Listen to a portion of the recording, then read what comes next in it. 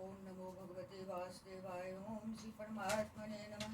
ओम श्री परमात्मने नमः। ओम श्री परमात्मने नमः। कृष्णं नारायणं वन्दे कृष्णं वन्दे प्रजप्रियं कृष्णं द्वैपायनं वन्दे कृष्णं वन्दे पृथासुतं सच्चिदानन्दरूपाय विश्वोत्पत्त्यादिहेतवे तापत्रयविनाशाय श्रीकृष्णाय वयं नमः।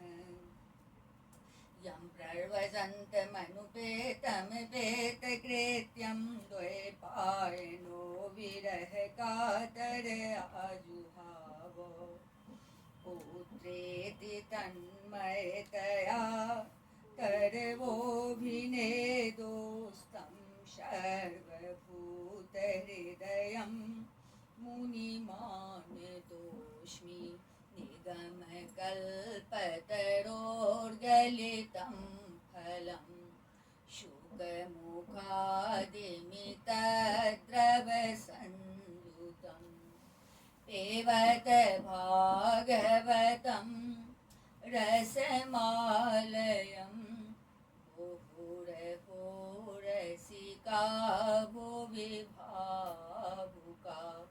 ओम नमो भगवते वासुदेवाय। ओम श्री परमात्मने नमः। सभी भक्तगणों का हार्दिक स्वागत, हार्दिक अभिनंदन है। श्रीमद् भागवत महापुराण के अष्टम स्कंद में पंचदशोध्याय, जिसमें कि राजा बलि की स्वर्ग पर विजय का वर्णन है। राजोवाच बले पदत्रयं भूमे कस्माद्धरीरयाचत उत्केश्वरः कृपन् बद्धार्थोऽपि ववन्धतम्।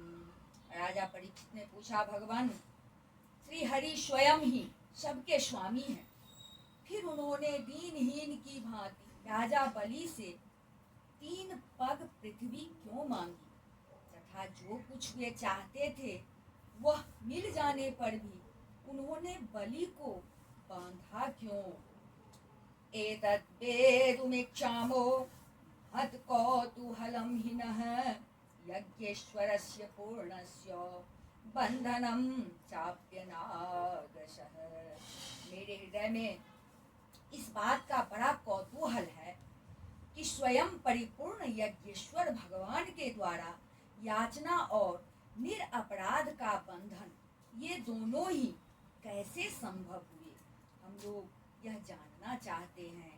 शेषोवाच पराजितश्रेरशुभेश्च हापितो इन्द्रेण राजन् भृगुभे सजीवितः सर्वात्मना तान् भजत् भृगुन् बलिः शिष्यो महात्मार्थनिवेदनेन।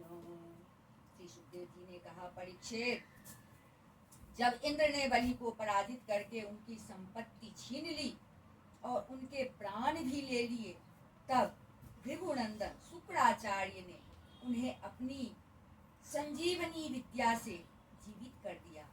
इस पर शुक्राचार्य जी के शिष्य महात्मा बलि ने अपना सर्वस्व उनके चरणों पर चढ़ा दिया और वे तन मन से गुरु जी के साथ ही समस्त भृगुवंशी ब्राह्मणों की सेवा करने लगे। तम ब्राह्मणा भृगवः प्रीयमाना अयाजयन् विश्वजिता तृणागम्। तं ब्राह्मणा भृगवः प्रीयमाना अयाजयन् विश्वजिता तृणागम्। जिगीषमाणं विधिनाभिषेच्य महाभिषेकेन महानुभावाः। इससे प्रभावशाली भृगुवंशी ब्राह्मण उन पर बहुत प्रसन्न हुए। उन्होंने स्वर्ग पर विजय प्राप्त करने की इच्छा वाले बलि का महाअभिषेक की विधि से अभिषेक करके उनसे विश्वजीत नाम का यज्ञ कराया। ततो रथः काञ्चन पट्टनद्धो हयाश्च हर्यस्वतुरङ्गवर्णा ध्वजश्च सिंहेन विराजमानो हुतासनादासः वेभिरिष्टात्। यज्ञ की विधि से हविष्यों के द्वारा जब अग्नि देवता की पूजा की गई, तब यज्ञ कुंड में से सोने की चद्दर से मढ़ा हुआ एक बड़ा सुंदर रथ निकला। फिर इंद्र के घोड़ों जैसे हरे रंग के घोड़े और सिंह के चिन्ह से युक्त रथ पर लगाने की ध्वजा निकली। धनुश्च देव्यं पुरटोपनद्धं त्रितुनावरेक्तो कवचं च दिव्यं पितामहस्तस्य ददो च माला ममलान् पुष्पां जलजं च शुक्रः। साथ ही सोने के पत्र से मढ़ा हुआ दिव्य धनुष, कभी खाली न होने वाले 2 अक्षय तरकश और दिव्य कवच भी प्रकट हुए। दादा प्रहलाद जी ने उन्हें एक ऐसी माला दी जिसके फूल कभी कुमलाते न थे, तथा शुक्राचार्य ने एक शंख दिया। एवं शबे प्रार्जितयो धनार्थस्ते कल्पिता स्वस्तयनोथ विप्रान् प्रदक्षिणे कृत्य कृत प्रणामः प्रहलाद मामन्त्र्य नमश्चकारः। इस प्रकार ब्राह्मणों की कृपा से युद्ध की सामग्री प्राप्त करके उनके द्वारा स्वस्ति वाचन हो जाने पर राजा बलि ने उन ब्राह्मणों की प्रदक्षिणा की और नमस्कार किया। इसके बाद उन्होंने प्रहलाद जी से संभाषण करके उनके चरणों में नमस्कार किया। अथारोह्य रथं दिव्यं भृगुदत्तं महारथः सोऽस्त्रगन्धरोऽथ सनहय धन्वी खड्गे कृते शुभे। फिर वे भृगुवंशी ब्राह्मणों के दिए हुए दिव्य रथ पर सवार हुए। जब महारथी राजा बलि ने कवच धारण कर धनुष तलवार तरकस आदि शस्त्र ग्रहण कर लिए और दादा की दी हुई सुंदर माला धारण कर ली, तब उनकी शोभा बहुत ही सुंदर हुई, उनकी बड़ी शोभा हुई।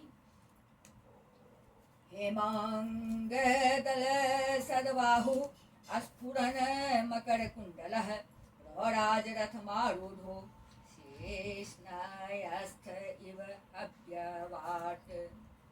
उनकी भुजाओं में सोने के बाजूबंद और कानों में मकराकृत कुंडल जगमगा रहे थे। उनके कारण रथ पर बैठे हुए वे ऐसे सुशोभित हो रहे थे मानो अग्निकुंड में अग्नि प्रज्वलित हो रही हो। तुल्येश्वर्य बल श्रेभे स्वयूथेर दैत्ययूथपे पिबद्भिरिव खंग्रेभ्भिर दहद दहदभिः परिकेनिव। उनके साथ उन्हीं के समान ऐश्वर्य बल और विभूति वाले दैत्य सेनापति अपनी अपनी सेना लेकर बोलिए। ऐसा जान पड़ता था मानो वे आकाश को पी जाएंगे और अपने क्रोध भरे प्रज्वलित नेत्रों से समस्त दिशाओं को क्षितिज को भस्म कर डालेंगे। कृतो विकर्षण महती मासुरीं ध्वजनीं विभुः ययावेन्द्रपुरीं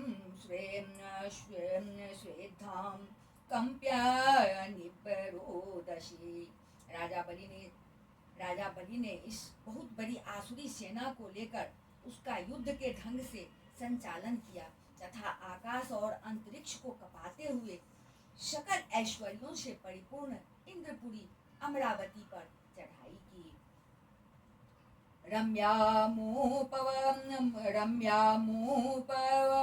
रम्यामूपवनोद्याने श्रीमद्भिर्नन्दनादिभिः पूजद्वे हंगमिथुनेर्गायन् मत्तमधुव्रते। देवताओं की राजधानी अमरावती में बड़े सुंदर सुंदर नंदन वन आदि उद्यान और उपवन हैं।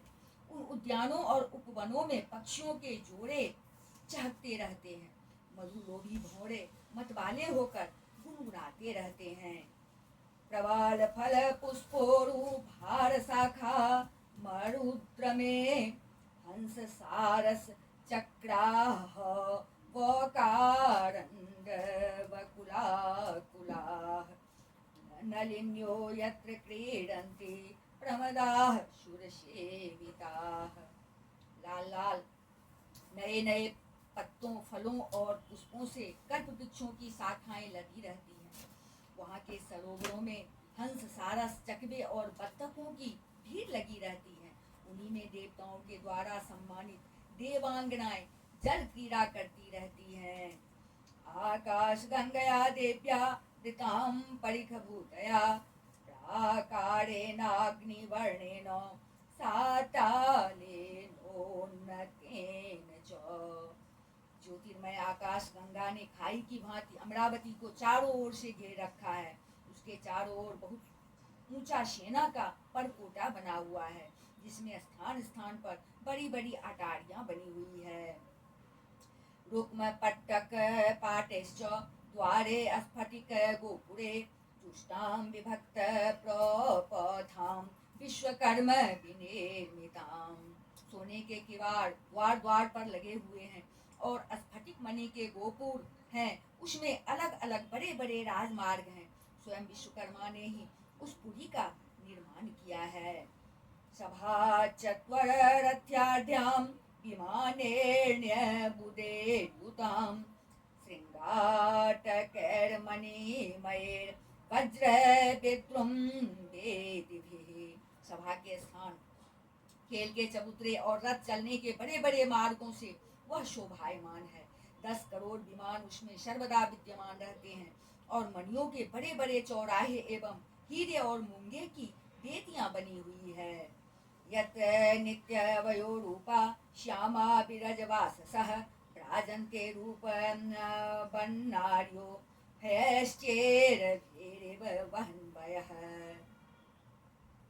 वहाँ की स्त्रियां सर्वदा 16 वर्ष की सी रहती हैं। उनका यौवन और सौंदर्य स्थिर रहता है। वे निर्मल वस्त्र पहनकर अपने रूप की छटा से इस प्रकार से दीप्यमान होती हैं, जैसे अपनी ज्वालाओं से अग्नि। सुरस्त्रे केशं बेभ्रष्ट नव सौगंधे कस्त्रजां यत्रामोदमुपादाय मार्ग आवाति मारुतः। देवांगनाओं के जूड़े से गिरे हुए नवीन सौगंधिक पुष्पों की सुगंध लेकर वहाँ के मार्गों में मंद मंद हवा चलती रहती है। हेमजालाक्ष निर्गच्छद्योमेना गुरुगन्धिना पाण्डुरेण प्रत्यक्षन्न मार्गे यान्ति सुरप्रियाः। सुनहली खिड़कियों में से अगर की सुगंध से युक्त सफेद धुआं निकल निकल कर वहाँ के मार्गों को ढक दिया करता है। उसी मार्ग से देवांगनाएं आती जाती हैं। मुक्ताभितानेर्मणिहेम केतुभिर् नाना पताका बलभेभिरावृतां शिखण्डिपारा पतभृङ्गनादितां वैमानिकस्त्रे कलगेत्रमङ्गलाम्। स्थान स्थान पर मोतियों की झालरों से सजाए हुए चंदोबे तने रहते हैं। सोने की मणिमय पताकाएं फहराती रहती हैं। छज्जों पर अनेकों झाड़ियां लहराती रहती हैं। मोर, कबूतर और भौरे कलगान करते रहते हैं। देवांगनाओं के मधुर संगीत से वहाँ सदा ही मंगल छाया रहता है। मृदंग शंखान कदुम्दुभिस्वने सताल वीणा मुरजष्टिवेणुभिः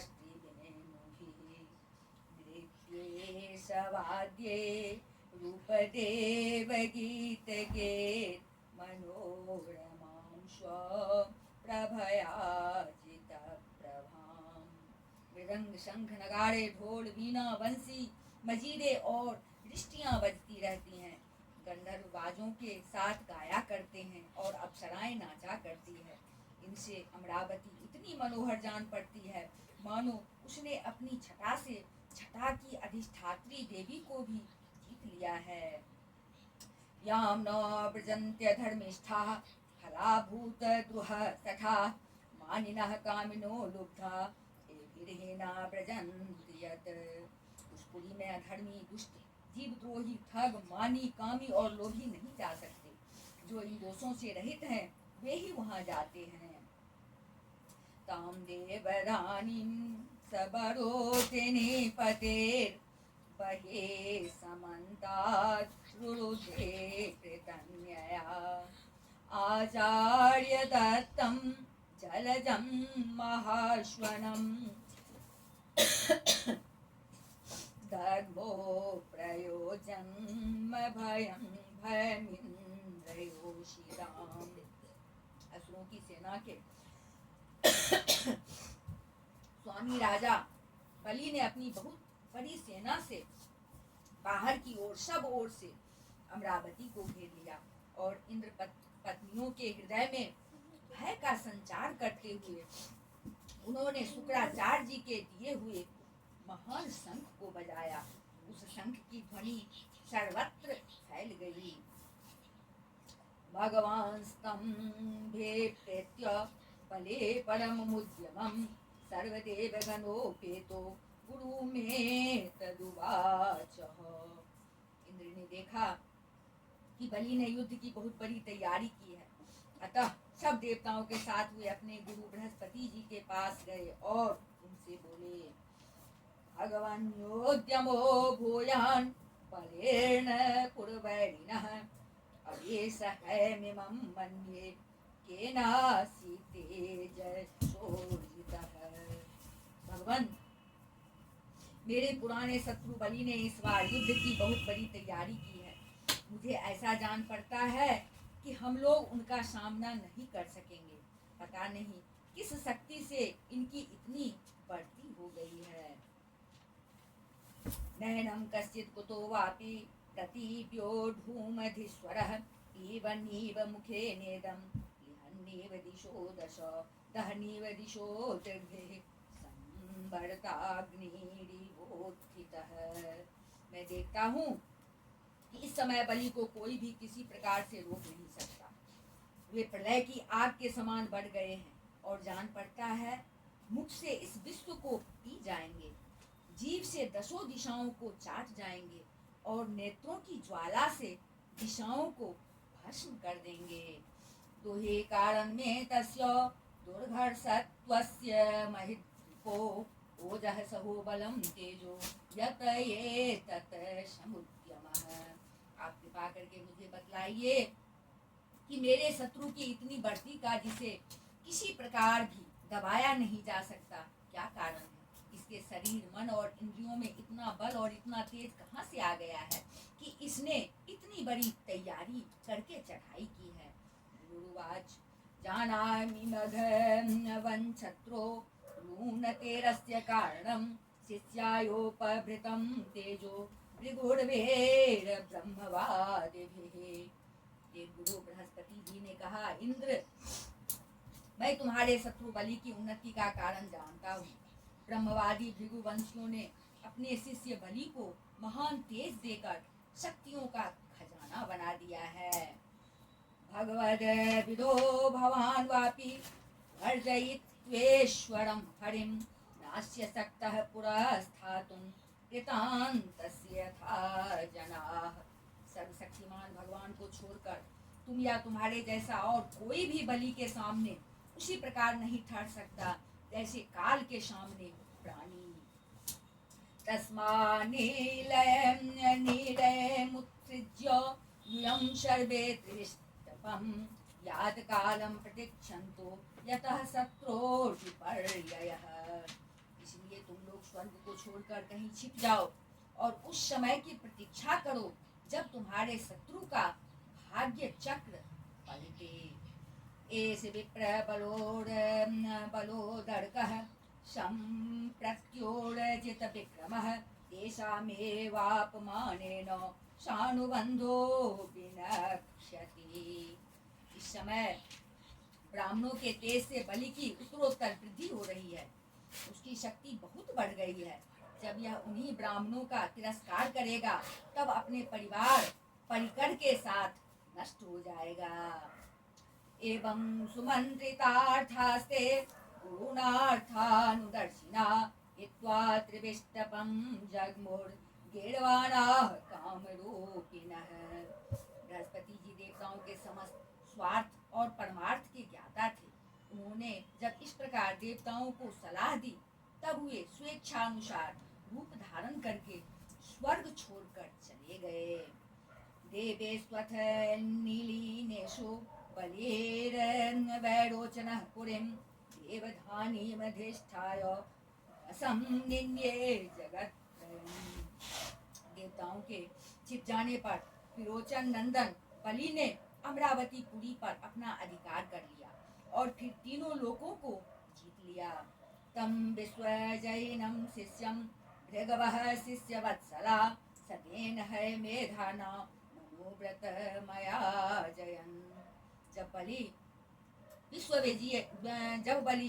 विजयी हो गए, तब शिष्य प्रेमी भृगुवंशियों ने अपने अनुगत शिष्य से 100 अश्वमेध यज्ञ करवाए।